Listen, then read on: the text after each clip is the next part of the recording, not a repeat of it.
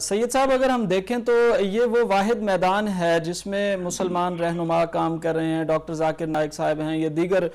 لوگ ہیں، جس میں بظور دلیل اسلام کو منوایا جا رہا تھا اور لوگ جوک در جوک، جیسا کہ آپ نے بھی فرمایا، آ رہے تھے۔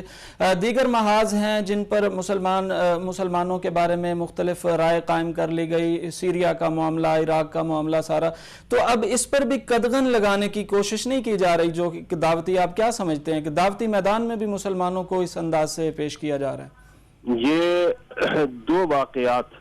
ایک یہ جو ڈاکٹر ذاکر نائک کی دعوتی سرگرمیوں اور اسی طرح ابھی ترکی میں جو کل پرسوں جو کچھ ہوا جی، اس میں ان مسلمانوں کی پرامن سیاسی جدوجہد، دونوں کو نشانہ بنا کر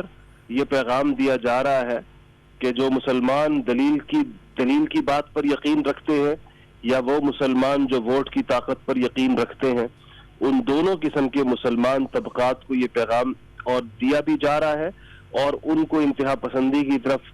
دھکیلنے کی ایک کوشش کی جا رہی ہے۔ عالمی سامراج اس وقت مسلمانوں کو مشتعل کر کے اپنے مقاصد حاصل کرنا چاہتا ہے، اسی لیے مسلمانوں کی پرامن دعوتی اور سیاسی سرگرمیوں میں کے راستے میں رکاوٹیں ڈالی جا رہی ہیں تاکہ وہ اشتعال میں آ کر کوئی انتہائی اقدام اٹھائیں یا کم از کم پرامن دینی دعوتی سیاسی سرگرمیوں پر سے ان کا اعتماد اٹھ جائے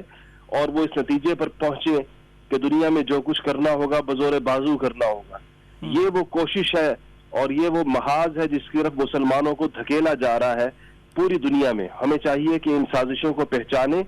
اور جو لوگ مسلمانوں کے ان میدانوں میں مسلمانوں کی نمائندگی کر رہے ہیں، پوری امت ان کے ہاتھ مضبوط کرے اور ان کے ساتھ کھڑی ہو، ان کی تنہائی کے احساس کو ختم کرے اور کسی کو تنہا نہ چھوڑے ایسے موقعوں پر۔ یہی امت مسلمہ کے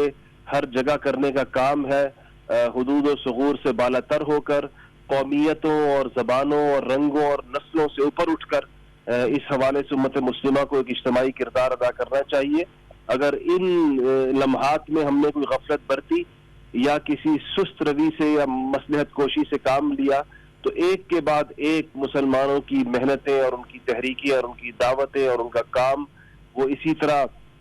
موت کے گھاٹ اس کو اتارنے کی جو کوششیں ہو رہی ہیں وہ کامیاب ہو جائیں گی۔ اس کو کامیاب نہیں ہونے دینا چاہیے اور مسلمانوں کو تمام